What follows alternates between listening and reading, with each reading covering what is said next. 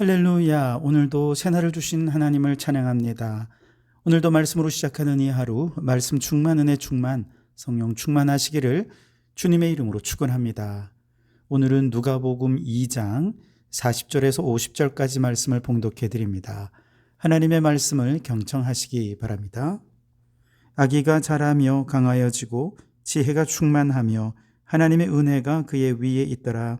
그의 부모가 해마다 6월절이 되면 예루살렘으로 가더니 예수께서 12살 되었을 때에 그들이 이 절기의 관례를 따라 올라갔다가 그 날들을 마치고 돌아갈 때에 아이 예수는 예루살렘에 머무셨더라. 그 부모는 이를 알지 못하고 동행 중에 있는 줄로 생각하고 하룻길을 간 후 친족과 아는 자 중에서 찾되 만나지 못하매 찾으면서 예루살렘에 돌아갔더니 사흘 후에 성전에서 만난즉 그가 선생들 중에 앉으사 그들에게 듣기도 하시며 묻기도 하시니 듣는 자가 다 그 지혜와 대답을 놀랍게 여기더라.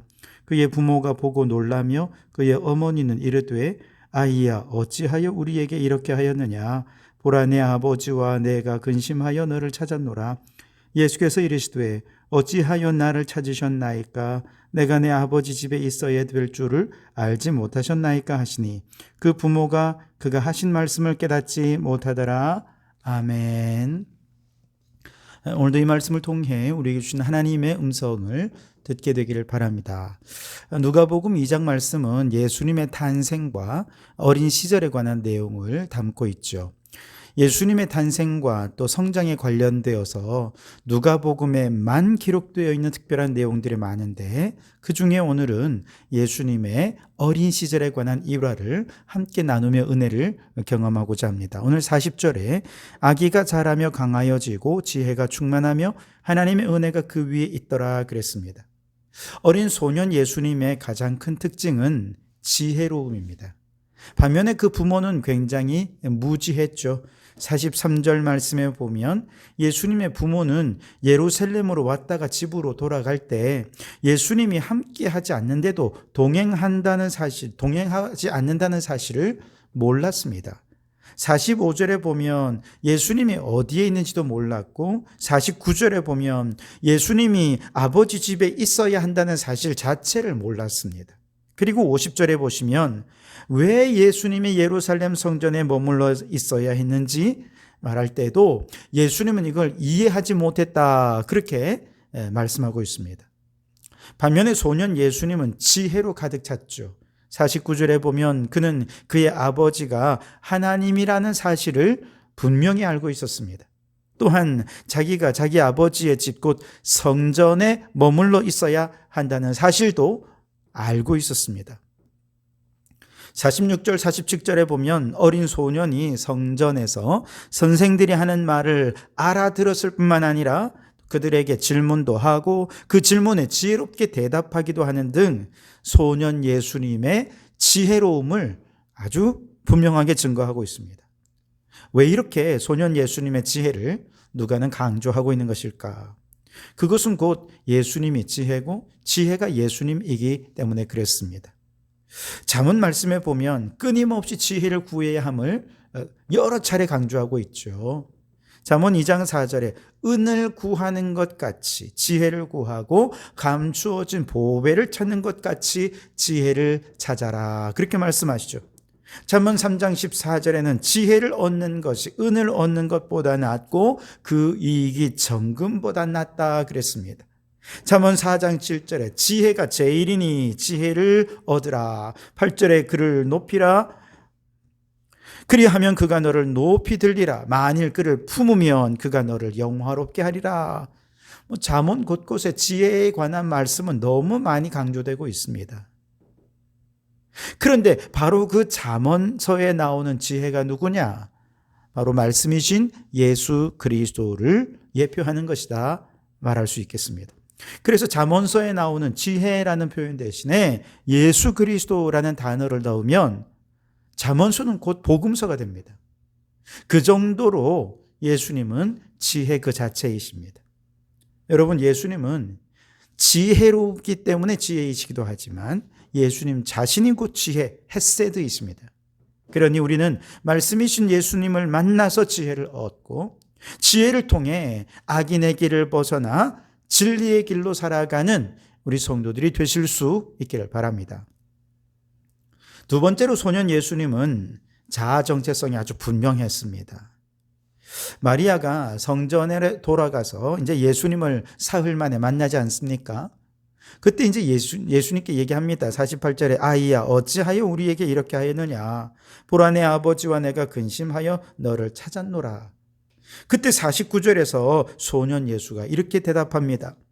예수께서 이르시되 어찌하여 나를 찾으셨나이까 내가 내 아버지 집에 있어야 될 줄을 알지 못하셨나이까 그랬습니다. 여러분 마리아가 분명히 자신과 요셉을 부모로서 내 아버지와 내가 근심했다. 부모인 우리가 이렇게 근심했다라고 얘기하는데 소년 예수님은 하나님을 가리켜서 나의 아버지다라고 말하면서 내 아버지 집에 내가 있는 것이다라고 말했습니다. 이것은 예수님의 자의식이 얼마나 확실했는지를 우리에게 말씀해 주는 것입니다. 특별히 공생애를 시작하실 때 이런 말씀하신 게 아니고요. 어린 예수님의 첫 마디가 바로 자신의 자아 정체성, 하나님의 아들이라고 하는 이 분명한 정체성에 대해 말씀해 주고 있다는 점에서 이게 굉장히 의미심장합니다. 어린 예수님조차도 자신이 누구인지 알았어요. 사실 세월이 흘러가면서 요셉과 마리아는 예수님의 정체성에 대해서 점점 망각하고 있었습니다. 사실 처음에 수태고지를 천사로부터 들었을 때 목자들이 말구유에 와서 예수님에 대해 고백할 때 마리아는 그 모든 말씀을 마음에 새겼다 그랬습니다. 그런데 세월이 가면서 예수님이 이제 공생애를 시작하시고 집을 나가서 병자를 고치고 귀신을 내어쫓고 사람들에게 천국 복음을 전하실 때 만약에 마리아가 그때까지도 예수님의 이 천사의 말과 또 목자들의 말과 이런 것들을 마음에 새기고 예수님이 누구인지 분명히 알고 있었다면 예수님이 그렇게 하는 것에 대해 지지했을 거예요. 그런데 사람들이 다 예수를 미쳤다고 하니까 예수님 너무 부끄러운 거예요. 그래서 동생들을 데리고 예수님을 붙잡기 위해서 예수님이 사역하시는 자리까지 가셨다 그랬습니다. 무슨 뜻입니까? 부모들은 점점 자신이 키운 이 하나님의 아들 예수가 누구인지 그 정체성에 대해 망각하고 있었다는 것이죠. 반면에 소년 예수님은 한시도 자신의 정체성을 잊은 적이 없습니다. 하나님이 자신의 아버지시고 자신은 하나님의 아들이라는 것을 너무 분명하게 알고 있었습니다. 공생애를 시작하며 세례를 받으실 때 성부 하나님께서 뭐라고 말씀하십니까? 이는 내 사랑하는 아들이요 내 기뻐하는 자라 그랬습니다. 예수님이 하나님의 아들이심을 성부 하나님께서 확증해 주신 것이죠. 마귀 사단이 예수님을 시험할 때 내가 만일 하나님의 아들이거든 그러면서 3번이나 예수님을 시험했는데 바로 그 예수님을 시험한 핵심이 무엇이었습니까? 예수님의 정체성을 흔드는 것이었습니다. 여러분 오늘 우리도 마찬가지입니다. 영접하는 자, 곧 그 이름을 믿는 자들에게는 하나님의 자녀가 되는 권세를 주셨습니다. 그렇다면 우리는 모두가 이미 하나님의 자녀인 줄 믿습니다. 우리의 정체성은 하나님의 자녀입니다. 어디서 무엇을 하든지 하나님은 우리 아버지가 되시고 우리는 그의 자녀입니다. 그러니 우리의 정체성을 잊지 마시기 바랍니다. 마귀가 끊임없이 우리를 무너뜨리고 공격하는 핵심도 하나님의 자녀라고 하는 신앙의 정체성입니다. 그러니 마귀 사탄의 어떤 공격에도 우리의 신앙의 정체성을 잃어버리지 말아야 되겠습니다. 우리가 하나님의 자녀라고 하는 이 정체성을 잊지 말고 하나님의 자녀에게만 주시는 이 놀라운 사명들을 또한 잘 감당하는 우리 성도들이 되실 수 있기를 바랍니다. 셋째로 소년 예수는 아버지께 절대적으로 순종하는 사명의 사람이었습니다. 자, 소년 예수가 그 부모에게 아니 내가 내 아버지 집에 있어야 될 줄 알지 못하셨나이까? 라고 얘기할 때 알지 못하셨나이까? 아버지 집에 있어야 될 것. 여러분 여기 있어야 된다라고 하는 이 말은 헬라어로 데이입니다. 그런데 이 말은 누가복음에서 주로 예수님의 사명과 관련해서 사용이 되고 있습니다. 누가복음 19장에서 삭개오를 향해서 내가 오늘 내 집에 유하여야 하겠다. 이때 데이라는 단어를 씁니다. 예수님의 구원의 사명과 관련이 된다는 것이죠. 구약의 약속을 성취하는 십자가 고난과 부활의 절대적인 필요성을 강조하는 다양한 구절들에서 데이라는 단어가 사용이 됩니다. 예를 들어 9장 22절에 이르시되 인자가 많은 고난을 받고 장로들과 대제사장들과 서기관들에게 버림받아 죽임을 당하고 제3일에 살아나야 하리라 하시고 그랬죠. 여기서 데이입니다. 13장 33절에 그러나 오늘과 내일과 모레는 내가 갈 길을 가야 하리니 데이입니다. 있어야 된다. 유하여야 하겠다. 살아나야 하리라. 갈 길을 가야 하리니. 여러분, 이 모든 것은 예수님이 자신이 원하는 삶이 아니라 하나님 아버지께서 명령하실 때 순종하신다는 것을 보여줍니다. 예수님이 가라 하시면 가는 것이고, 살아나야 된다 그러면 살아나는 것이고, 유하여야 하리라 그러면 유하시는 것입니다. 그렇게 아버지의 명령에 가장 우선순위를 두고 그 사명에 충성하면서 죄인을 구원하시는 이 사명에 주님은 철두철미하셨다는 것이죠. 이처럼 예수님의 순종이 절정에 다다랐을 때가 언제냐? 바로 겟세마네 동산에서였죠. 예수님께서는 땀방울이 핏방울이 될 때까지 정말 근심 중에 죽게 될 것 같은 그런 마음 속에서 하나님 앞에 기도합니다. 누가복음 22장 42절에 아버지여 만일 아버지의 뜻이거든 이 잔을 내게서 옮기시옵소서. 그러나 내 원대로 마시옵고 아버지의 원대로 되기를 원하나이다 라고 기도하죠. 여러분, 예수님은 사명을 위해서라면 고난의 잔까지도 순종함으로 마시며 결국 구원을 이루셨죠. 이러한 예수님의 태도를 가장 닮은 사람이 바로 바울이죠.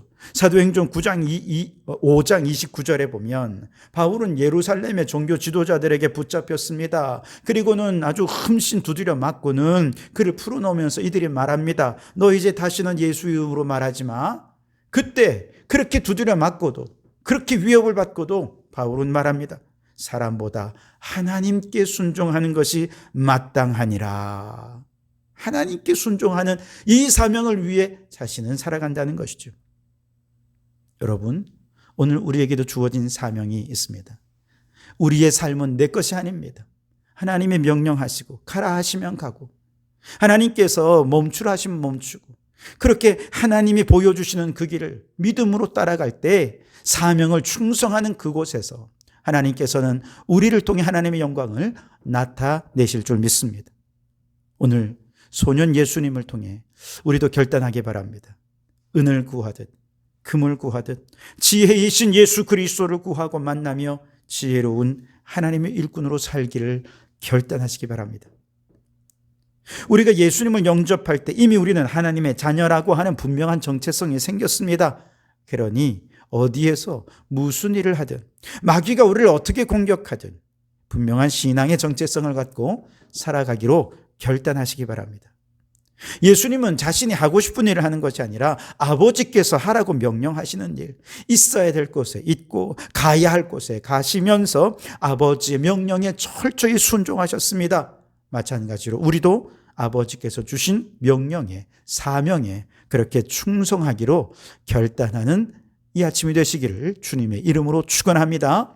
기도하시겠습니다. 하나님, 소년 예수님으로부터 신앙의 새로운 삶의 태도를 결단하게 하시니 감사합니다. 지혜이신 예수님을 만나고 지혜를 얻기 위해 힘쓰게 해 주시옵소서. 주님, 하나님의 자녀로서의 정체성을 갖고 살게 하옵소서. 예수님처럼 아버지의 명령에 우선순위를 두고 사명을 감당하게 하옵소서. 오늘도 이 삶의 태도를 결단하며 살아갈 때에 악한 사단마귀가 공격하겠지만 흔들림 없는 믿음으로 승리하는 죄들 되게 도와주시옵소서. 예수님 이름으로 기도하옵나이다. 아멘.